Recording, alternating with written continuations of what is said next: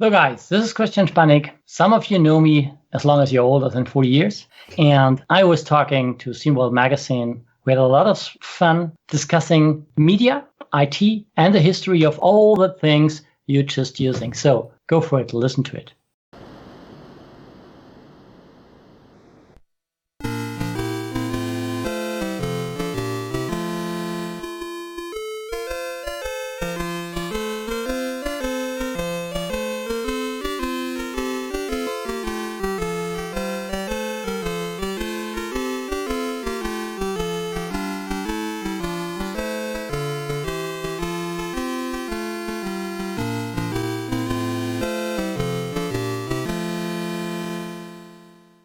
Hey everybody, it's the SceneWorld podcast. It's me, AJ, that's Jörg, and this is our Christmas episode.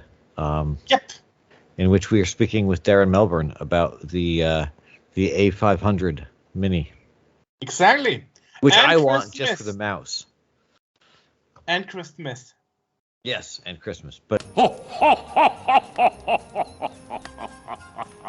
it's I like the A500 Mini purely for like I saw on Amazon you can purchase it, you can pre-order actually the mouse. It's just a USB mouse. I know. But I totally want that instead of this. I don't like this.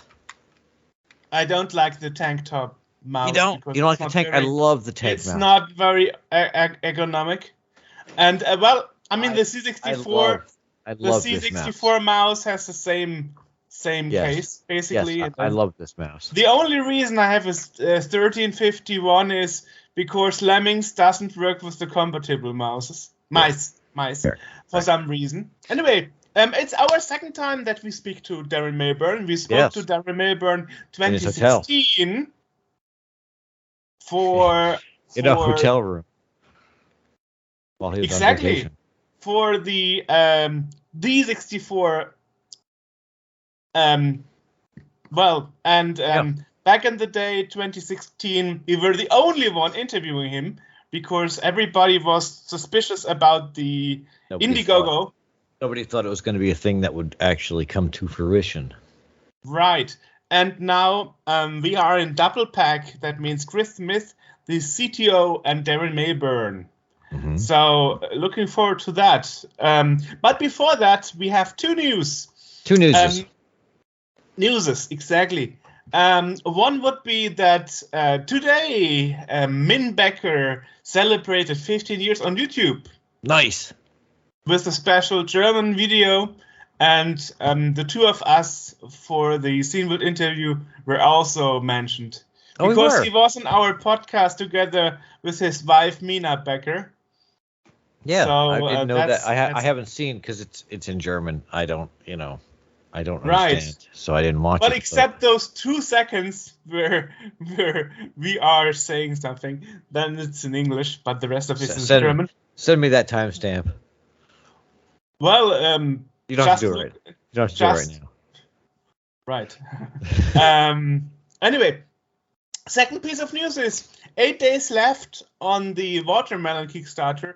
And surprise, surprise, now for the last week, he added a purchase form on the Magical Game Factory homepage.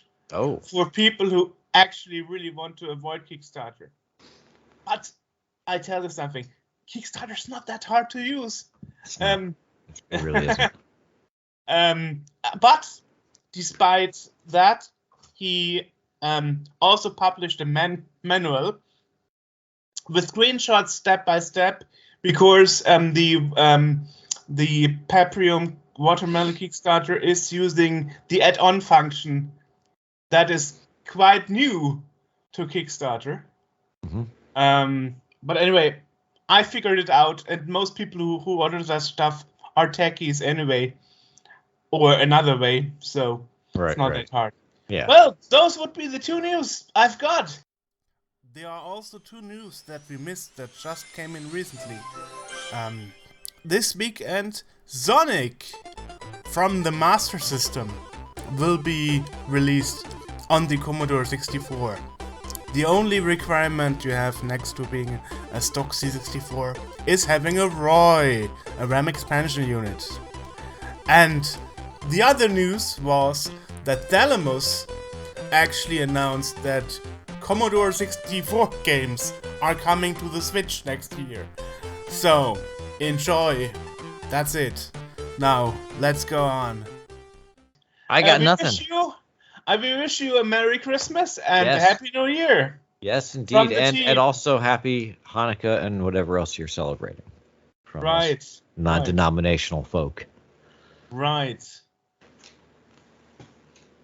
Yeah, well, that's it. Let's jump to Christmas and Darren Melbourne. Which was recorded sometime before Christmas, but nobody needs to know that. Right. And let's talk about the born of the A500 Mini. Yes. Bazow. Pew. Wonderful. So, today we are actually talking to Darren Melbourne and Chris Smith. And you are, if I'm not mistaken, from Retro Games, right? Yep, that's correct. Yeah. And you especially, Darren, you came in the picture in the past for organizing the DTV and having the idea for the DTV.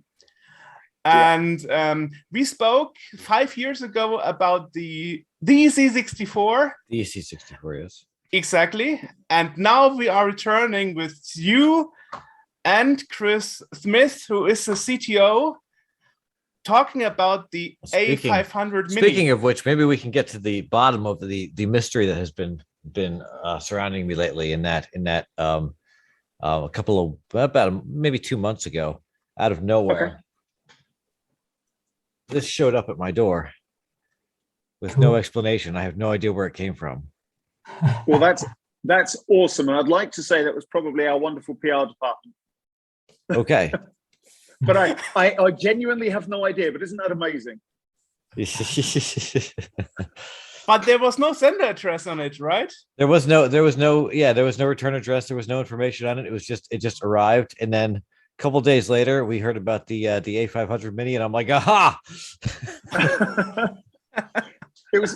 We just sent them out to everyone to remind you all we still exist. Yes. Yeah, it's interesting because people had a lot of expectations and stuff, and especially talking about Amiga, there's always a license issue. Yeah. So you obviously worked around those things, guys. So look, when you're dealing with any hardware that's 30, 40 years old, as you might imagine, there's going to be license issues. There's going to be provenance issues. And as with when we built the original, the C64 and the Mini and the full size, it's just getting to the bottom of who owns these things. And it's taken, I've been unpicking this particular puzzle for over 20 years. I've been through Tulip, I've been through all of their successor companies. I've been through people who claim they own the rights, people who claim they own the Commodore logo, people who claim they own the games. And it's taken a long time to unpick what we believe is the true chain of provenance. So we as we did previously with our last products, in fact, as we've done with all of our products, we license officially everything we can. The operating systems by us, we license games, we license everything we can.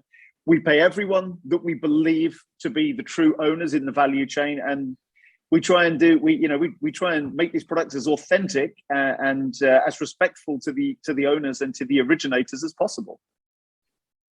Yeah. Speaking about authentic, a while ago we had interviews with the two former German championship masters in Kickoff 2, and especially in the Kickoff 2 community, they don't use emulators because they say there is always a fraction of delay in the inputs and how the game reacts. And you, Chris, as being the CTO, can this A500 Mini be used as a replacement in those competitions? Or do we still have to carry around our CRT monitors and stuff? I mean, HDMI itself is known to cause a delay. Exactly, it does. It's especially if it's a compressed video stream, which HDMI usually is. You're going to struggle. Basically, there's lag everywhere unless you're unless you've got an analog signal that has got no processing on it from the chip to the electron beam on the screen, you're going to get latency. I mean, you get latency on a CRT. It just depends. Yeah, right. You can have up to 16 or 20 milliseconds, depending on 60 or 50 hertz. So, so it's a struggle. But we do our best to try and do as much stuff kind of in the background and to make the processing chain as short as possible. Okay. But it's always a trade-off. I mean that's basically the difference between the Commodore 64 and the Amiga. The Amiga is still used actively for competitive gaming, So the expectations are a lot higher for the end product than compared to a Commodore 64. The pressure's on.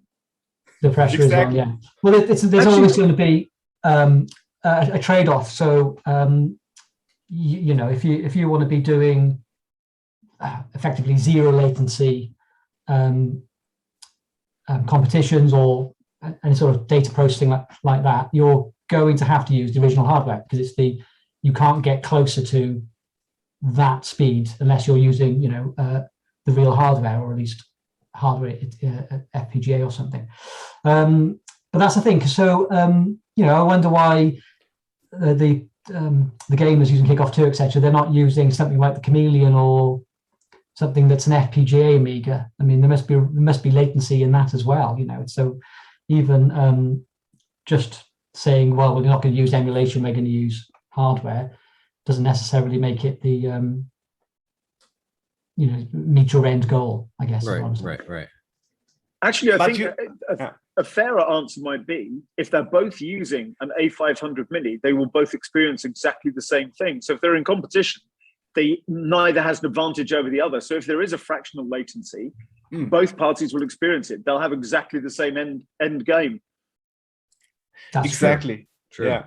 I mean, of course I had to ask it, because I know there was even a competition in my city, and I know they are very picky about how the game reacts to inputs and stuff, and was like, okay, that is something the Amiga has to deal with. The Commodore 64 doesn't, because Commodore 64, nobody's using it for competitive pro gaming, So, That's but true. The Amiga is different. They are still using it actively for some things. So right. Mm-hmm. As they should be. It's a marvelous machine. So I remember. So guys, let me share a bit of history for you. I remember the first time I saw an Amiga was, I guess, would have been around 1986. I want to say, and I had visited a software company. We were doing some. In fact, do you remember the game Friday the 13th on the C64? Of course. Yeah. So we were looking at doing some disk protection, some copy protection on Friday the 13th, and we visited the offices of a software company called ASK, and they had one of the first 10 or 15 Amigas in Britain delivered to their office. And one of the first things, there were two things I remember seeing on it. I saw a demo of flying through the solar system, and I literally never thought graphics could get better than that at all, ever. And then I played the game Archon, and I fell in love with Archon all over again. It was a stunning game on the Amiga, and that was it. My love for Commodore machines at that point was firmly cemented. As I've waxed lyrically many times in the past, the C64 is my first and probably true love, but the Amiga really was the successor to it. It was the big brother. It was an incredible machine then. It's still, as you say, it's still used in competitive gaming today. I still think it stands up really well. The only thing limiting it, I guess, is the imagination and the talent of coders, because the machine is outstanding. Yeah. Chris, how did you start into your retro computing adventure? Perhaps let's talk about that. Oh gosh. So, well, I started on the Sinclair machines. Back in 1981. I like the fact both the guys go, No, it's good. So that's where I started, basically. And I was a ZX Spectrum owner, and my best friend, had a Commodore 64. So a lot of time spent at his house playing Eidolon and Little Computer People, Racing Destruction Set, all that kind of stuff. We were elite. So all the classic games. So that's where my love of the Commodore sort of came from. But around that time, I was doing some work for a company called Microgen, who are based in the UK. Around the time that they went into insolvency, so that's basically where I started with my kind of retro gaming. So I've always been still sort of interested in assembly programming and tinkering at that level, etc.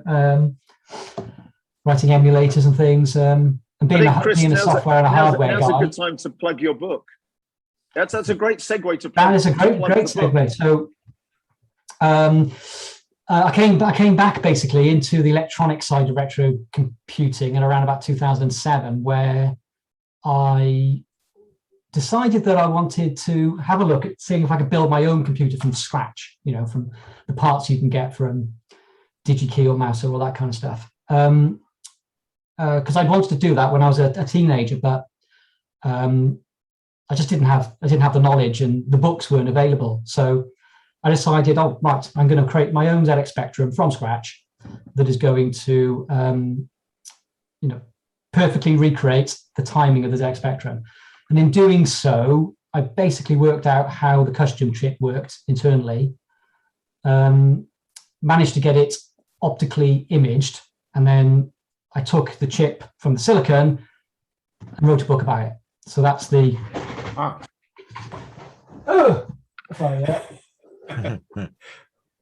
where is it? So that's the book. Awesome. Which you can buy. And it's finished. We should be talking about this now. This is the the prototype of the chip. Wow. Okay. So that's what I ended up building. So from that and the photographs of the silicon chip that's inside the ULA, I wrote basically the manual on the Spectrum. Wow. So you are basically a hardware designer as well. Yeah, my qualifications are in software and in microelectronics. So hence doing what I'm doing basically now. Interesting. Interested in retro computing and how that sort of stuff works. Electronic engineer and a degree in computer science. So basically the right guy for all this. Absolutely. In other words, he's the clever one. You mean it's a bit like Steve Jobs and exactly, and Wozniak. Yeah. I'd like to think we show him just a little bit more respect. Yeah, right. Okay. Yeah, Darren's a nice Steve Jobs. There you go. We acknowledge how clever all this side of the business is. I mean, I'm very happy that you are so honest and saying you don't know yet how this A500 Mini will be on the latency side. So I guess we will see when it comes out. Well, we did really well with the C64, and all of the technical tricks and all that kind of stuff that we learned with the C64. I mean, it wasn't bad when it was first released, but we made it better. It's one of these things that actually takes a little bit of time, because you can't just look at it and say, oh, it's slow at that point. Everything varies. There's a lot of parameters in there that you need to, some of the latency was actually audio latency. Mm-hmm. So people were perceiving the latency to be worse than it was because there was a bit of audio buffering. True. Right. Turn the volume down on the television and all of a sudden the latency is better. But it's a bit of a trick. So we were able to make that audio buffer as short as possible. But you never want to go too short to begin with, because obviously, if it's too short, then you end up having glitches and stuff, and then people think the product is not very good quality and all that kind of stuff. So you've got to tread carefully. Yeah. all that we learned, everything that we've learned, and a lot of the code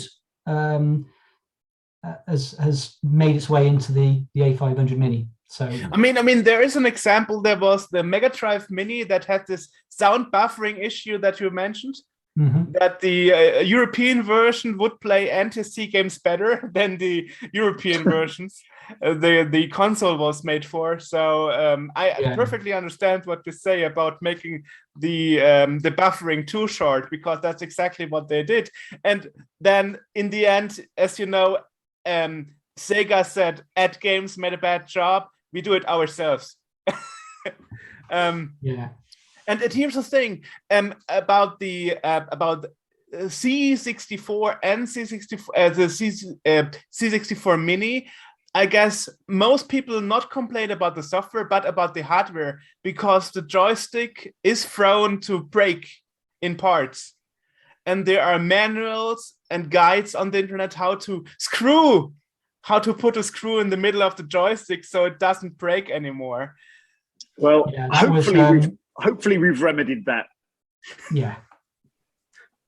That was the very first version of the joystick. Yeah. But since then, with the microswitch joysticks, etc., that was practically a complete redesign of the mechanics and everything, you know. So which took a lot of time and was quite expensive, but.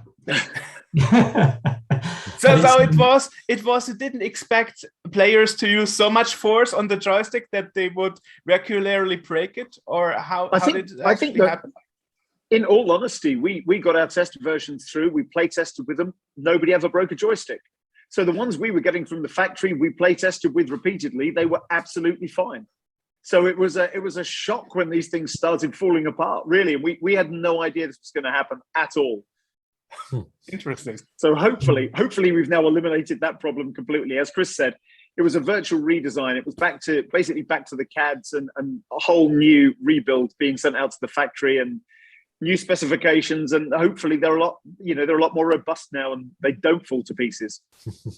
So there are different hardware revisions of the C64 Mini. Of the joystick for sure. Yeah. Okay. And I also had the feeling, I don't know if it's true, that the VIC-20 was only available in UK, because I couldn't find it in Amazon Germany. No, that's purely a supply issue. It should be available everywhere. Look, the supply issues right now that are affecting us are also affecting, as you know, you can't buy a PlayStation 5, you can't buy, it's hard to buy an Xbox. It's hard to buy anything. We were limited to what we could manufacture at the time. We have quite a lot of units of VIC-20 and some full size coming into Europe in time for Christmas. We've had the same issue in the States. We've had ships just set out at sea, not able to dock. So we've had all this stock coming in, and it's just sitting on ships or on a dockside in China. And the problem is just getting the ships on the water and getting them delivered. You know, we ran into chip shortages and a pandemic. It wasn't a great time to release a product, to be fair. Yeah. Well. Okay. And this is now all sorted out for the release. I think it's March 2022, right? Yeah. Well, I think that's one of the reasons it's March, is because this manufacturing issue, it's just taking a lot longer to get things done. It's a lot more expensive and a lot more time consuming. Okay. And this time, will it be internationally released? I think you, HJ, said that the Max version of the C64, you didn't find it in America at first. I did find it. I couldn't find it at first in the US, and recently I did see it on Amazon in the US. Yeah, I think the problem is, as soon as there's so many pre-orders and so much demand, actually, surprisingly, according to our distribution company, who I think they were caught unawares by how popular it was. So every time units come in, they sell out straight away. So Amazon will say they have a delivery coming in. By the time people get to Amazon, it's all gone again. Wow. So, it's good in some respects, but it's also hugely disappointing that we just can't get more stock there at the moment. But, we're not the only ones facing this supply problem. Right. Yeah. And so far, the distribution was done by Koch Media, if I'm not mistaken. Yeah, absolutely. Interesting. So I mean, now the expectations are high for the Amiga. I guess in the team, AJ is our Amiga guy. I guess. Yeah. Okay. You can ask more about the tech details because I have no idea about that. Yeah, what are the tech details? I know it will be handling some AGA stuff because it can. It looks like the 500. The keys aren't going to work obviously because it's mini. Yeah.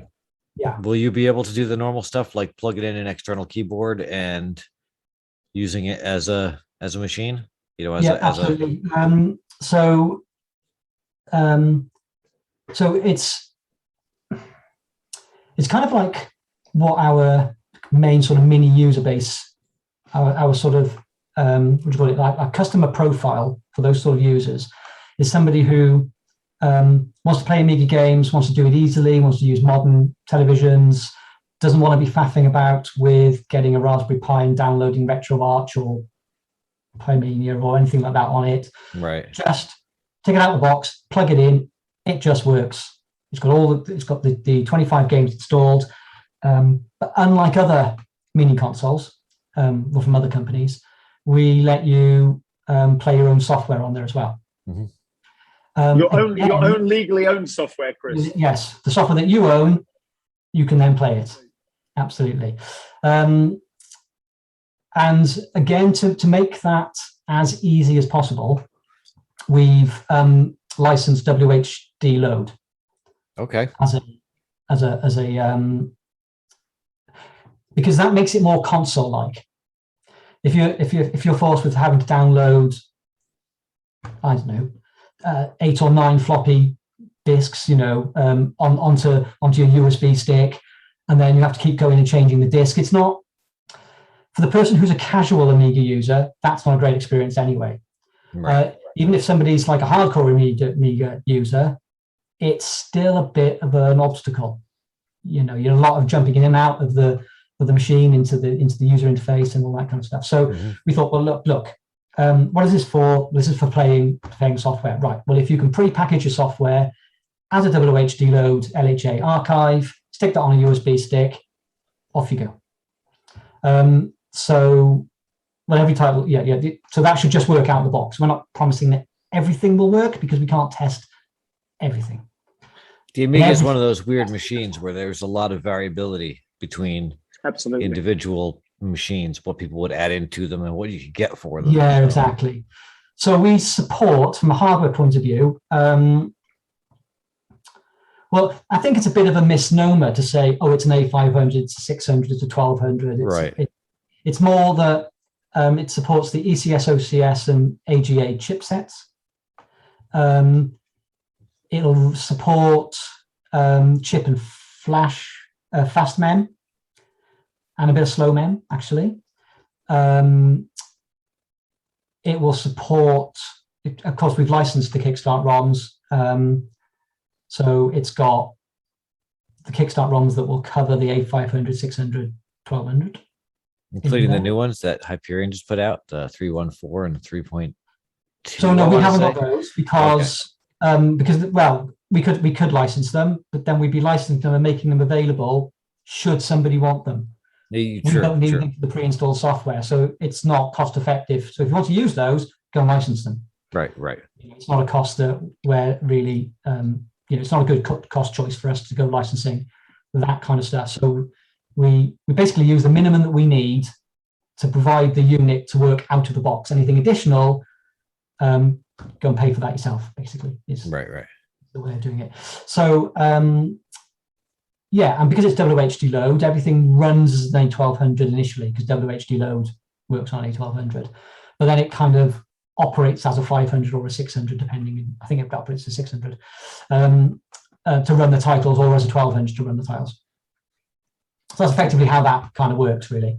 It supports different chips, different CPUs, from the 00 to the 20 to the 40, 30, 40. I think the range, but it's all the standard ones. The highest one it went was the 04. Well, there were some with 060s, but I don't. They were few and far between. I think 040 was the golden, the top of the. Yeah. So that'll sort of run as that, and it'll do the 7, 14, 25, and then it's got like a kind of turbo mode, which basically means it'll run as fast as it possibly can on the hardware. It's not as fast as you'd get on your PC or your MacBook, but it's right. It's kind of fast enough. So yeah, it's more than you would have had if you had a real 500 or 1200. Right. Yes. So that's kind of what it is. Yeah, but it's modeled as a 500, obviously, and it's got that form factor and all that kind of stuff. Well, it's because the 500 has the best form factor. It's just it's such a pretty machine. Very mindful of it being the original and the one that most people remember. Yeah. So if we would have liked to have done like the 600 or the 1200 because it's a much smaller case. Mm-hmm. Yeah, but when we went out and spoke to people, and we didn't lead them down, didn't lead their answers, everybody talked about the 500. Yeah. So then it was a no-brainer. It's let the users decide what it is that they expect and want to see. So that's why we've ended up with something it's a little bit, it's the same width as a C64 Mini, almost exactly, but it's about a third deeper, I guess. Yeah. The keys are a little bit smaller than on the C64 Mini, actually, because it's got that little scale. It's got the keypad on the side, etc. So it's all a bit shrunken down. Right. But it looks lovely. Really looks lovely. Very nice. Yeah, I'm an Amiga 500 fan. I never actually saw an Amiga until maybe 5 years ago.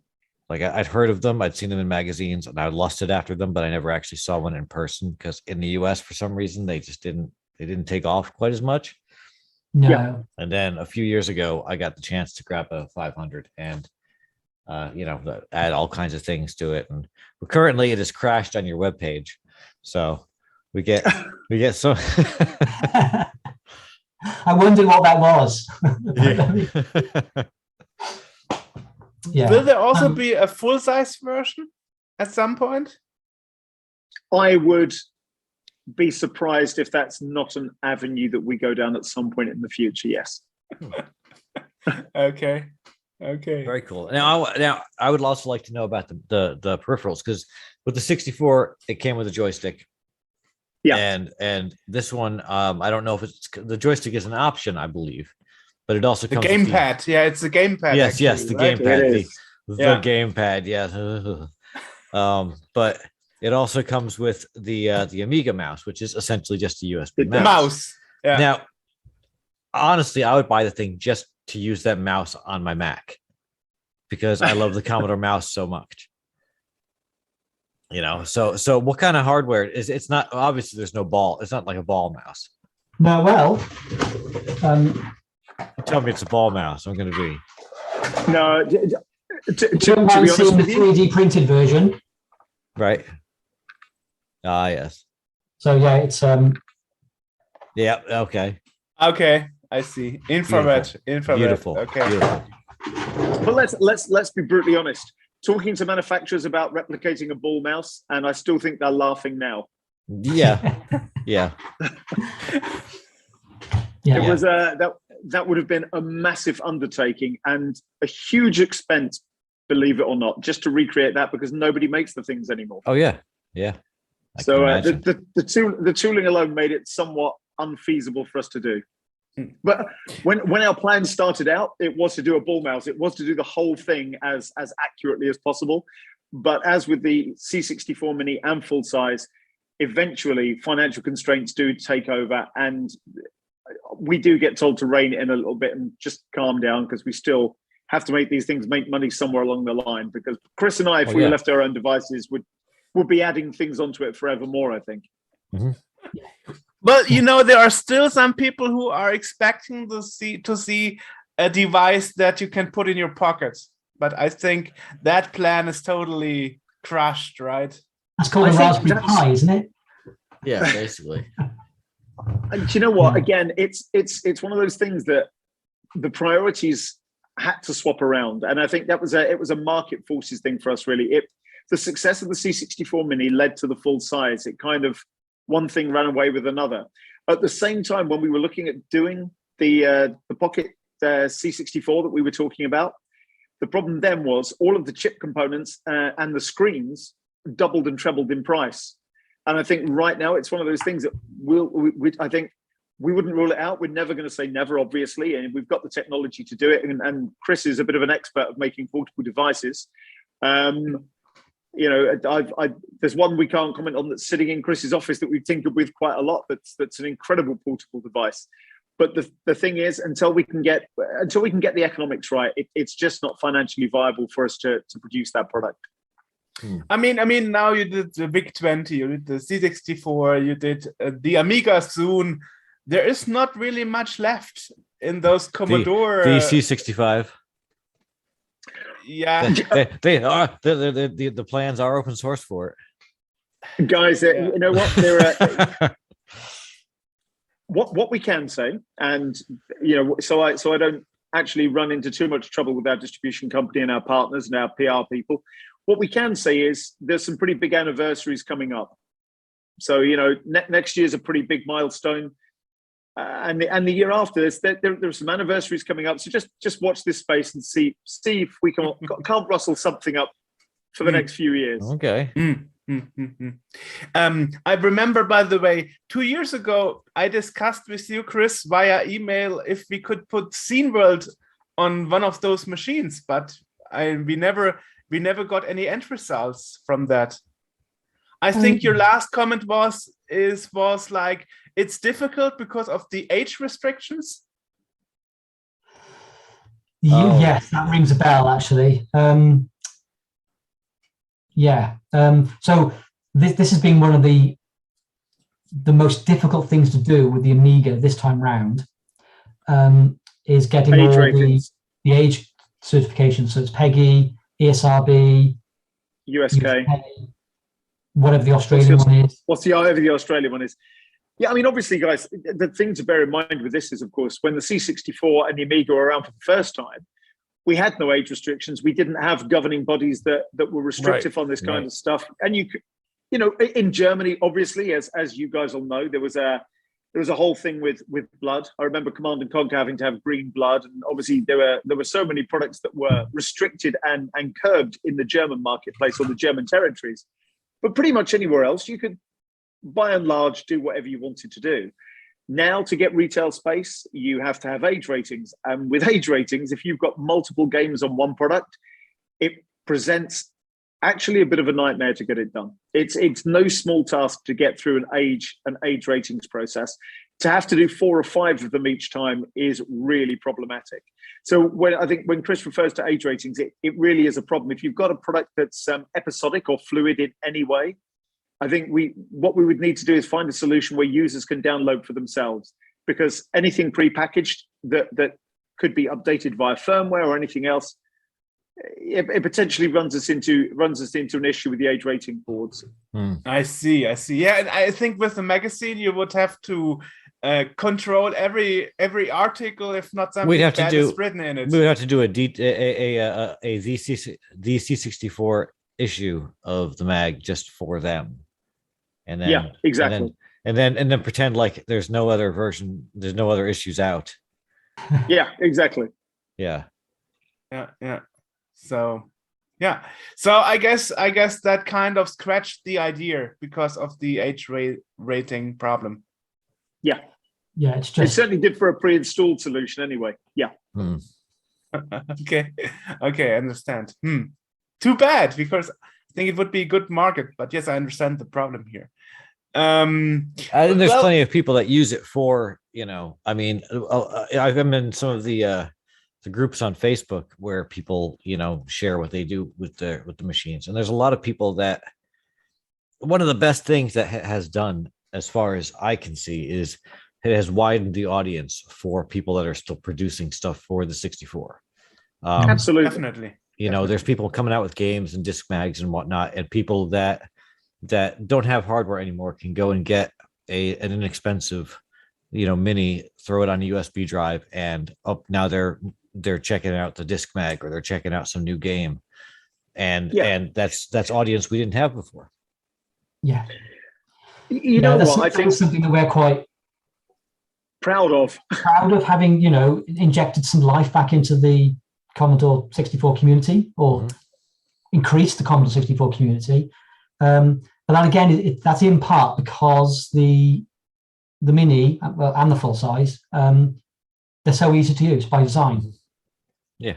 And that is something that is pretty much kind of like company mission statement, really. It's if you want an Amiga or a Commodore 64 or a VIC-20 emulator with all the features of an emulator, go and use an emulator. If you want something that just plug in, it powers up in a couple of seconds and is just super easy to use without all the features, then we're your guys, really. So that's where we are. So we are really, really pleased that there is this community now that's home brewing, with our products and distributing them, and people are getting involved and being inspired and getting a lot of joy in use. I think that actually what we're finding as well is even original hardware purists, people who originally discounted what we were doing, I now find are using the hardware we produced. Maybe not exclusively, and maybe not in place, but if they're coding things or they're just archiving things, they're using our hardware to do it, because it does that as effectively as the original hardware does. It's never going to be the original hardware, but it's as close as we can get it. Right. Yeah. Right. I mean, it's true, as I said at the beginning. I remember 5 years ago, we were the only people talking to you because the Indiegogo wasn't so well received, unfortunately, by the community. I think, look, the thing is, whereas other Indiegogos for such things like that had been wildly successful, I think you're right. There was this hardcore of Commodore users still that actually pushed back against it, if anything. But we were able to generate enough money, and we made up the balance ourselves. The 3 directors of retro games, or actually the 4 directors of retro games, put the money in themselves to get it across the line. So it was important enough to us, and we were passionate enough about it that we were prepared to gamble our own money to make these things a reality. And now with the A500 Mini, you have it easier because people trust you now that you make a good product out of it. We like to think so. Yeah, absolutely. And I think that's where the Indiegogo campaign, where we struggle with the Indiegogo campaign, because I don't think people really understood what it was we were delivering. Yeah, I think it's fair to say at that point, nobody really understood what we were doing. We slightly missed what the customers wanted. They weren't quite sure what we were intending on doing. So us getting that product out, as you say, people now know what we're doing. We've got a bit of respect. We didn't have that when we did the Indiegogo campaign. So, we got there in the end. It was I thought a bit different about it because I knew Darren Melbourne was behind the DTV, so I knew you wouldn't release crap. But thank you. But still, I'm not the general public, of course. Well, also, last time I was fortunate enough to work with Jerry Ellsworth last time as well. And True. As Jerry is well known as an absolute genius, but she's creating marvelous things over at Cast AR and wasn't available this time. But luckily, Chris was in the wings, and I like to think that Chris has done a sterling job, and hopefully people can see that. Of course. Yeah. In the end, it's the end result that matters. And there will be some point in the future where the Amiga hardware isn't around anymore. And there will be more and more user groups being forced to use devices like the A500 Mini. Yeah, that's true. Absolutely. Yeah. But do you know what? Hopefully in time, people will stop pushing back against these kind of things and just see it as a good thing. Yeah. The thing is, you can update it with firmware. If you don't screw up the hardware too much, you can still erase bugs with it and stuff. Indeed. Yeah, how many revisions have we done for the 64, Chris? What are we on now? No. Is that the technical answer? Lots. yeah, I can't, I don't know, 10 maybe. Yeah. It's been quite a few. There's been quite a few, yeah, because we backported some of the features of the full size to the Mini and all that kind of stuff. But the decision to do a software hardware hybrid, really, so like an emulation based approach, was taken. I guess you probably remember having this conversation, Darren. It was taken very early on, and it was taken with a lot of consideration because it's great to do it in hardware.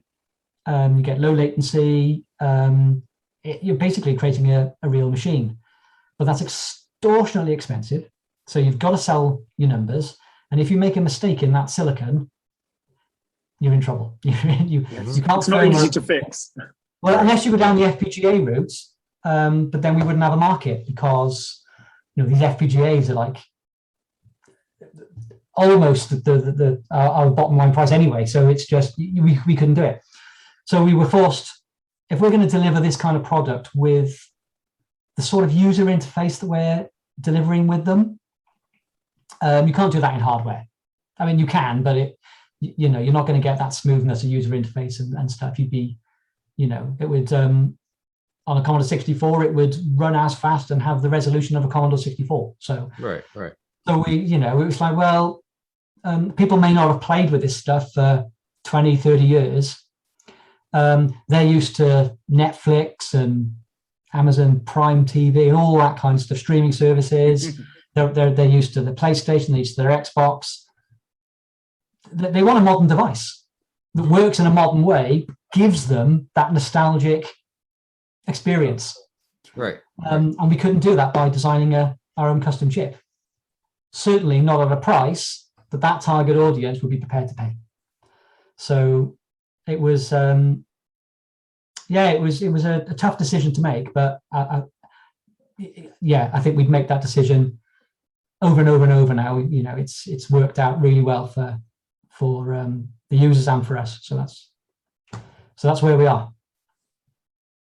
Awesome.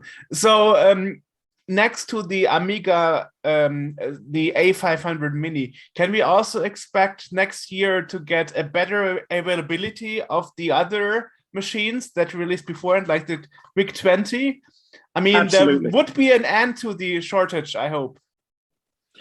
Yeah, look, as far as we know, there's, as I say, we've got a significant amount of units being shipped into Europe as we speak right now, and also into the US. We know they've landed in the USA. We speak to our distribution company every single day. I mean, in fairness, they are a lot more than just a distribution company. They're our partner in this. They help us with manufacture. They help us with the entire process all the way along. So we're really close to. There's a couple of guys in the UK office, Stuart and Ben. I'll give them a bit of a shout out who have been invaluable. They've been part of the team all the way along.